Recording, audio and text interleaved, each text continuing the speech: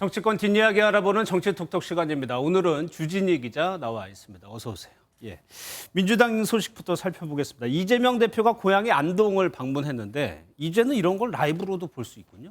네, 평소에 SNS로 지지자들과 소통을 많이 하는 이재명 대표였는데요. 예.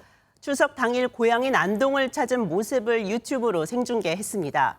특히 이 대표의 고향인 안동은 민주당세가 약한 TK 지역이지만 이 대표는 계기가 될 때마다 방문하면서 고향에 대한 특별한 애정과 인연을 강조하고 있습니다. 살던 집터입니다.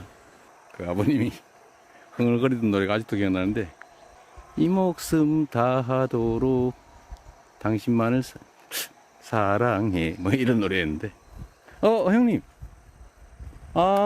여기 계셨어요? 네, 실제로 이재명 대표는 전당대회에서 TK 지역의 압도적인 지지를 받은 바 있습니다. 예, 노래도 부르고 평화로워 보이긴 하지만 앞날은 만만치 않아요. 특히 검찰에 기소된 부분, 이 부분에 대해서도 언급이 있었나요? 네, 그동안 이재명 대표는 민감한 이슈에 대해서는 말을 아껴왔습니다. 이 추석 라이브에서도 말은 아껴왔는데 이런 심경은 내비쳤습니다. 있는 데서 여유 있게 하룻밤 아무 생각 없이 쉬었으면 좋긴 하겠네요. 세상살이가 하도 팍팍해서 여유가 잘 안 생깁니다.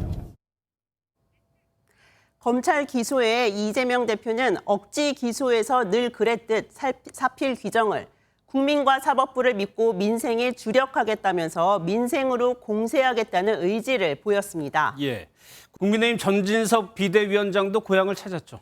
네, 정진석 비대위원장의 고향은 충남입니다. 고향인 공주 등 전통시장을 돌면서 뛴 물가로 어두워진 민생 표정과 더불어서 민생 위기 극복 당부를 전달받았다고 합니다. 그리고 성묘도 빼놓지 않았습니다. 또 당권 주자로 꼽히죠. 김기현 의원도 고향인 울산 수암시장 등 방문을 한 영상을 올렸고요. 김웅 의원은 추석 인사를 하다가 인간부터 되라 한다는 그 동네 어르신의 쓴소리 영상을 올리기도 했습니다. 인간이 먼저 되고 국회의원도 하고 대통령도 하고 시장도 하고 인간부터 돼가지고 한번 해볼게요. 그런데 어르신의 쓴소리가 무색하게 정치권을 지금 벼랑 끝에 치를 하고 있는데 검찰 기소도 그렇고 김건희 특검으로도 맞서고 있는 상황이잖아요.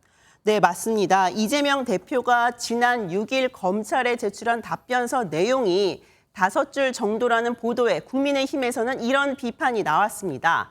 사기치는 방법도 가지가지라면서 국민들을 소매치기 하듯 속이는 배짱도 기네스북이지만 민주당도 불쌍하다고 했습니다. 여기에 반격을 하듯 김용민 더불어민주당 의원은 김건희 여사의 특검법 관련 여론조사 보도를 인용했습니다.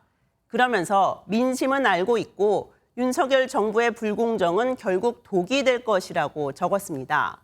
김용민 의원이 인용한 여론조사는 김건희 여사 관련 특검이 필요하다는 의견이 62.7%, 필요 없다는 의견이 32.4%로 나온 여론조사 내용이었습니다. 예, 북한이 핵무력을 법제화하겠다는 부분도 우려되는 부분인데 정치권에서는 이를 좀 어떻게 보고 있습니까? 네, 오늘 이재명 더불어민주당 대표가 SNS에 의견을 올렸습니다.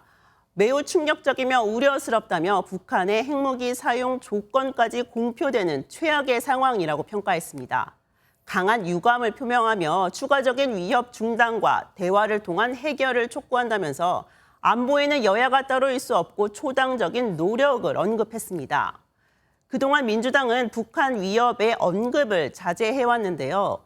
이에 김웅 의원은 삼중수소의 발작 버튼 눌리신 민주당, 핵무력 위협에는 입국 다시라고 비판한 바 있습니다.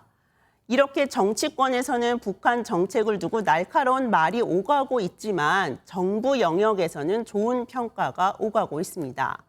박지원 전 국정원장이 최근 윤석열 정부의 대북 정책이 진전된 것을 평가한다면서 권영세 통일부 장관이 이산가족 상봉을 위한 남북회담을 제안한다고 적은 겁니다.